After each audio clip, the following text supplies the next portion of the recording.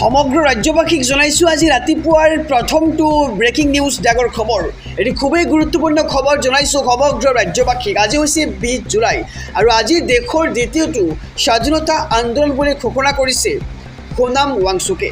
এই মুহূৰ্তৰ খবৰ জনাইছোঁ এটি ব্ৰেকিং নিউজ। এইবাৰ হাস্পাতালৰ পৰাই প্ৰতিবাদৰ হুংকাৰ প্ৰদান কৰিছে সোনাম ৱাংচুকে। জনাইছোঁ খবৰ 20 জুলাইত আমাৰ দেশৰ দ্বিতীয়টো স্বাধীনতা আন্দোলন আৰু ভয়মুক্ত ভাৰত অন্যায়মুক্ত ভাৰত গঢ়িব লাগিব আমি। আৰু 20 জুলাইৰ সংসদ চলোৱা কাৰ্যসূচীক আহক সকলোৱে সফল কৰোঁ বুলি এতিয়া হুংকাৰ প্ৰদান কৰা হৈছে দিল্লী আৰক্ষীক। আৰু হাস্পাতালৰ বিচনাৰ পৰাই দেশবাসীক আহ্বান জনাইছে সোনাম ৱাংচুকে। আৰু যন্তৰ মন্ত্ৰত কঠোৰতীয়া নিৰাপত্তা বেষ্টনী গঢ় দি তোলা হৈছে এই মুহূৰ্তত। আৰু সংসদ ভৱনলৈ কোনো প্ৰতিবাদী সমদল যাব নোৱাৰিব। প্ৰতিবাদকাৰীক সকীয়নি দিলে এইবাৰ দিল্লী আৰক্ষীয়ে। শিক্ষামন্ত্ৰী ধৰ্মেন্দ্ৰ প্ৰধানৰ পদত্যাগৰ দাবীৰে উলিয়াব সমদল। আনফালে সোনাম ৱাংচুকক উঠাই নিয়াৰ প্ৰতিশোধ লোৱা হ'ব। আৰু সোনাম ৱাংচুকক বলপূৰ্বকভাৱে লৈ যোৱাটো দিল্লী আৰক্ষীৰ জীৱনৰ আটাইতকৈ ডাঙৰ ভুল বুলি অভিহিত কৰা হৈছে। আৰু দিল্লী আৰক্ষীক চেলেঞ্জ কৰি এইবাৰ অনশন ঘোষণা কৰিছে CJPৰ প্ৰতিষ্ঠাপক অভিজিৎ দীপকে। আৰু এনেদৰে গণতান্ত্ৰিক দেশত একনায়কত্ববাদ চলাবলৈ কেতিয়াও দিয়া নক'ব। আৰু সোনাম ৱাংচুকক আৰক্ষীয়ে উঠাই নিয়াৰ পিছতেই এইবাৰ একশ্যন আৰম্ভ কৰিছে কক্ৰজ জনতা পাৰ্টীয়ে। আৰু 20 জুলাইত আমাৰ দেশৰ দ্বিতীয়টো স্বাধীনতা আন্দোলন বুলি ঘোষণা কৰা হৈছে CJPৰ ফালৰ পৰা। সমগ্ৰ ৰাজ্যবাসীক জনাইছোঁ ৰাতিপুৱাৰ আৰু এটি ব্ৰেকিং নিউজ ডাগৰ খবৰ। মুখ্যমন্ত্ৰীৰ নিৰ্দেশনাত এইবাৰ ৰাজ্যজুৰি আৰম্ভ হৈছে একশ্যন। হাৰি নাযাব কোনো দ্বিতীয় বিবাহ কৰোৱা স্বামী। এই মুহূৰ্তৰ খবৰ জনাইছোঁ SB অসম মিডিয়াৰ সমূহ দৰ্শকক। বহু বিবাহৰ বিৰুদ্ধে প্ৰথমটো একশ্যন এইবাৰ মুখ্যমন্ত্ৰী ডক্টৰ হিমন্ত বিশ্ব শৰ্মাৰ। নিষ্ঠাই নাই UCCক বুঢ়া আঙুলি দেখুওৱাসকলৰ। আৰু হাৰি নাযাব দ্বিতীয় বিবাহ কৰোৱা কোনো পুৰুষ। এই মুহূৰ্তৰ খবৰ জনাইছোঁ এটি ব্ৰেকিং নিউজ। মাত্ৰ এটা উপযুক্ত তথ্য অভিযোগৰ পিছতেই লোকাপত সোমাব আপুনি। আৰু দ্বিতীয় বিবাহ কৰা স্বামীৰ বিৰুদ্ধে ৰাজ্যত একশ্যন আৰম্ভ হৈছে এই মুহূৰ্তত। আৰু মহিলাৰ অভিযোগৰ ভিত্তিত গ্ৰেপ্তাৰৰ নিৰ্দেশ ৰাজ্যৰ মুখ্যমন্ত্ৰী ডক্টৰ হিমন্ত বিশ্ব শৰ্মাৰ। এটি খুবেই গুৰুত্বপূৰ্ণ খবৰ জনাইছোঁ সমগ্ৰ ৰাজ্যবাসীক। যদিহে আপুনি দ্বিতীয় বিবাহ কৰাইছে তেন্তে আপোনাৰ বিপদ নিশ্চিত, কিয়নো এইবাৰ ৰাজ্যৰ মুখ্যমন্ত্ৰী ডক্টৰ হিমন্ত বিশ্ব শৰ্মাই আৰম্ভ কৰিছে একশ্যন। আৰু নলবাৰীৰ এগৰাকী মহিলাৰ অভিযোগৰ ভিত্তিত একশ্যন আৰম্ভ। নিশাৰ ভিতৰতে গ্ৰেপ্তাৰ কৰিবলৈ নিৰ্দেশ আৰক্ষীৰ শীৰ্ষ বিষয়াক। আৰু দুটা সন্তানৰ পত্নীক এৰি দ্বিতীয় বিবাহ কৰিছিল স্বামীজনে। আৰু অসম আৰক্ষীত কৰ্মৰত স্বামীক গ্ৰেপ্তাৰৰ নিৰ্দেশ দিছে ৰাজ্যৰ মুখ্যমন্ত্ৰী ডক্টৰ হিমন্ত বিশ্ব শৰ্মাই। এইটো খুবেই গুৰুত্বপূৰ্ণ খবৰ জনাইছোঁ সমগ্ৰ ৰাজ্যবাসীক।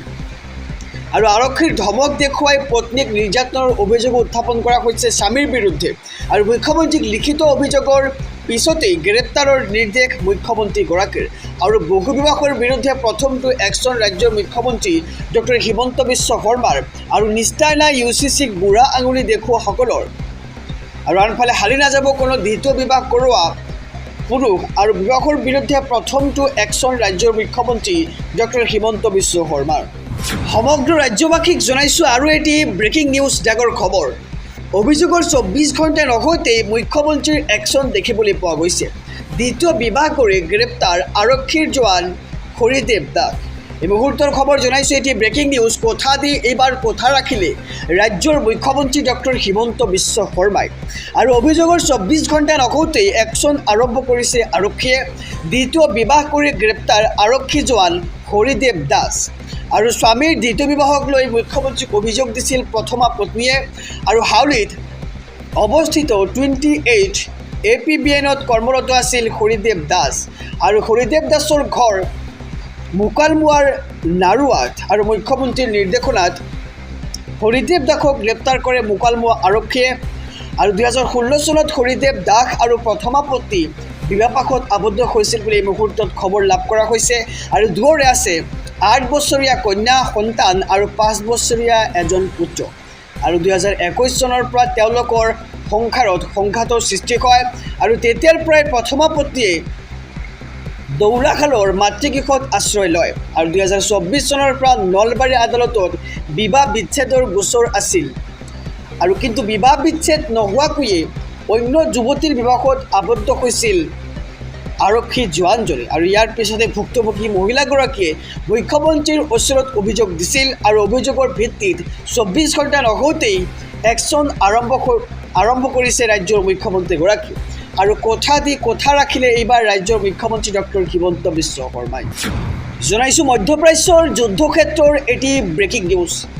ইতিহাসে পাহৰিব নোৱাৰা শিক্ষা দিম আমেৰিকাত আৰু ট্ৰাম্পক এইবাৰ মুকলি ধমক খামেনিৰ। এই মুহূৰ্তৰ খবৰ জনাইছোঁ, এটি ব্ৰেকিং নিউজ ডাঙৰ খবৰ। আমেৰিকাৰ আক্ৰমণ লৈ ভয় নকৰে ইৰাণে আৰু ডোনাল্ড ট্ৰাম্পক মুকলি ধমক মুস্তাফা খামেনিৰ আৰু ইতিহাসত পাহৰিব নোৱাৰা শিক্ষা দিয়া হ'ব আমেৰিকা আৰু ডোনাল্ড ট্ৰাম্পক। আৰু শীঘ্ৰেই ইৰাণত আক্ৰমণ বন্ধ নকৰিলে লোৱা হ'ব ভয়ংকৰ প্ৰতিশোধ আৰু এনে শিক্ষা দিন যি কেতিয়াও পাহৰিব নোৱাৰিব ডোনাল্ড ট্ৰাম্পে। আৰু আমেৰিকাৰ এটা চৰ্ত পালন নকৰে ইৰাণে আৰু ইৰাণ সমৰ্থিত প্ৰতিখন ৰাষ্ট্ৰই এতিয়া প্ৰত্যুত্তৰ দিব আমেৰিকাক আৰু এনেদৰে এতিয়া ভয়ংকৰ হুংকাৰ প্ৰদান কৰা হৈছে আমেৰিকা অৰ্থাৎ ডোনাল্ড ট্ৰাম্পক। আমি জনাইছোঁ খবৰ, মধ্যপ্ৰাচ্যৰ শেহতীয়া খবৰ জনাই গৈছোঁ। আমেৰিকাক আক্ৰমণ কৰিবলৈ সক্ষম ইৰাণ সমৰ্থিত সকলো দেশ। আনফালে চুক্তিভংগ হোৱাৰ পিছত সপ্তমবাৰলৈ ইৰাণত আক্ৰমণ আমেৰিকাৰ আৰু আমেৰিকাৰ আক্ৰমণৰ পাছতেই এইবাৰ মুস্তাফা খামেনিৰ এই তীব্ৰ সকিয়নি আৰু ইৰাণৰ আক্ৰমণত মৃত্যু আমেৰিকাৰ 16গৰাকীৰো অধিক সৈনিক। আৰু আমেৰিকাৰ আক্ৰমণলৈ ভয় নকৰে ইৰাণে আৰু ডোনাল্ড ট্ৰাম্পক এইবাৰ মুকলি ধমক প্ৰদান কৰিছে মুস্তাফা খামেনিয়ে। আৰু ইতিহাসত পাহৰিব নোৱাৰা শিক্ষা দিয়া হ'ব ডোনাল্ড ট্ৰাম্প আৰু আমেৰিকাক আৰু শীঘ্ৰেই ইৰাণত আক্ৰমণ বন্ধ নকৰিলে লোৱা হ'ব ভয়ংকৰ প্ৰতিশোধ। এইবাৰ ইৰাণে এনেদৰে হুংকাৰ প্ৰদান কৰিছে আমেৰিকাক। সমগ্ৰ ৰাজ্যবাসীক জনাইছোঁ আৰু এটি ব্ৰেকিং নিউজ ডাঙৰ খবৰ। এইবাৰ গুৱাহাটীত ৱাংচুকৰ ফটো বিতৰ্কৰ নতুন অধ্যায় মুকলি হৈছে।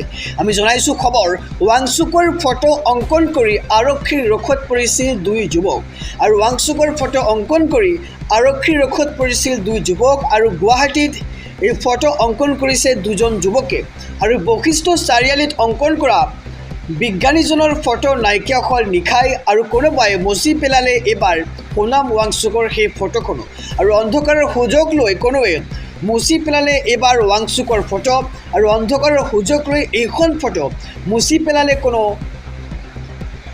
আৰু গভীৰ নিশাত ফটোখন মুচি পেলালে তাক লৈ এতিয়া চৰ্চা আৰম্ভ হৈছে। আৰু একাংশৰ মতে শাসকীয় দলৰ কোনো কৰ্মীয়ে মুচিলে ৱাংচুকৰ ফটোখন আৰু যেনেদৰে জুবিন গাৰ্গৰ ফটোখন মুচি পেলোৱা হৈছিল ঠিক তেনেদৰে এইবাৰ সোণাম ৱাংচুকৰ ফটো মুচি পেলোৱা হৈছে। আৰু আন একাংশৰ সন্দেহ নিশা আন্ধাৰত পৌৰকৰ্মীয়ে কৰিলে এনে কাৰ্য। আৰু গুৱাহাটীত এইবাৰ ৱাংচুকৰ ফটো বিতৰ্কৰ নতুন অধ্যায় উন্মোচিত হৈছে। গুৱাহাটীত এইবাৰ ৱাংচুকৰ ফটো মুচি পেলোৱা হৈছে, তাক লৈ এতিয়া বিতৰ্কৰ আৰম্ভ হৈছে। ৱাংচুকৰ ফটো অংকন কৰি আৰক্ষীৰ ৰক্ষত পৰিছিল 2 যুৱক। সমগ্ৰ ৰাজ্যবাসীক জনাইছোঁ আৰু এটি ব্ৰেকিং নিউজ ডাঙৰ খবৰ। থমকি নৰয় CJPৰ প্ৰতিবাদ। আজি সংসদ ভৱনলৈ প্ৰতিবাদী সমদল। এই মুহূৰ্তৰ খবৰ জনাইছোঁ, এটি ব্ৰেকিং নিউজ। মাজত মাত্ৰ কেইটামান ঘণ্টা আজি হৈছে 20 জুলাই আৰু আজি হ'ব দেশৰ দ্বিতীয়টো স্বাধীনতা আন্দোলন আৰু এনেদৰে ঘোষণা কৰা হৈছে CJPৰ ফালৰ পৰা। আৰু আজি সংসদ ভৱনলৈ প্ৰতিবাদী সমদল উলিয়াব কক্ৰজ জনতা পাৰ্টীয়ে। দেশৰ জনতাক এই ৰেলীত অংশ ল'বলৈ আহ্বান CJPৰ প্ৰতিষ্ঠাপক অভিজিৎ দীপকেৰ। আৰু পূৰ্বে নিৰ্ধাৰিত সময়তে আৰম্ভ হ'ব প্ৰতিবাদী কাৰ্যসূচী। দাবী ধমকেৰে বন্ধ কৰিব নোৱাৰিব CJPৰ প্ৰতিবাদী কাৰ্যসূচী। আৰু আনফালে সোণাম ৱাংচুকক চিকিৎসালয় নিয়াৰ পাছতো থমকি ৰোৱা নাই CJPৰ প্ৰতিবাদ আৰু ৱাংচুকৰ পাছত এইবাৰ অনশনৰ ঘোষণা কৰিছিল অভিজিৎ দীপকে। আৰু এফালে সোণাম ৱাংচুকে এতিয়াও আহাৰ গ্ৰহণ কৰা নাই বুলি দাবী কৰিছে পত্নীয়ে। মাজত মাত্ৰ কেইটামান মুহূৰ্ত আৰু তাৰ পিছতেই দেশত আৰম্ভ হ'ব বিশ্বৰ দ্বিতীয়টো স্বাধীনতা আন্দোলন। আৰু আজি সংসদ ভৱনলৈ প্ৰতিবাদী সমদল উলিয়াব CJPয়ে আৰু দেশৰ জনতাক এই ৰেলীত অংশ ল'বলৈ আহ্বান জনাইছে CJPৰ প্ৰতিষ্ঠাপক অভিজিৎ দীপকে। আৰু পূৰ্বে নিৰ্ধাৰিত সময়তেই আৰম্ভ কৰা হ'ব প্ৰতিবাদী কাৰ্যসূচী আৰু দাবী ধমকিৰে বন্ধ কৰিব নোৱাৰিব CJPৰ প্ৰতিবাদী কাৰ্যসূচী। আৰু সোণাম ৱাংচুকক চিকিৎসালয়লৈ নিয়াৰ পাছতো থমকি ৰোৱা নাই CJPৰ প্ৰতিবাদ।